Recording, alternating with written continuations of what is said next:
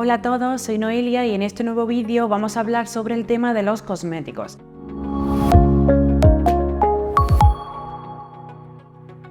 En primer lugar, vamos a definir lo que es un cosmético. Un cosmético es cualquier sustancia o mezcla que está destinada a entrar en contacto con cualquier parte superficial del cuerpo humano. Ahora vamos a explicar cómo se regulan los cosméticos.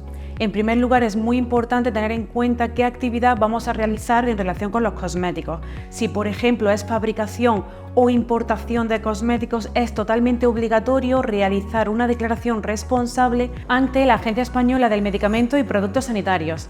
También debemos de tener en cuenta que para el tema de los cosméticos hay que cumplir con el Reglamento 1223/2009. Ahora vamos a ver qué requisitos debe de contener el etiquetado de un cosmético. En primer lugar, tiene que tener el nombre completo del producto, función del cosmético, cantidad del cosmético, lista de ingredientes en orden decreciente de peso, fecha de consumo preferente, que puede ser o bien la fecha antes a su caducidad o bien el símbolo PAO, según corresponda, origen del producto, nombre de la empresa y dirección de la misma responsable de la comercialización del cosmético en la Unión Europea, modo de empleo y precauciones. Ahora vamos a ver qué requisitos debemos de cumplir para poder comercializar los cosméticos en la Unión Europea. Lo que debemos de realizar es lo siguiente. Primero, una vez que la etiqueta está correcta, debemos de notificar el cosmético. El cosmético se notifica ante el CPNP, pero para ello previamente debemos de registrarnos en EU-Login y posteriormente en el SAS.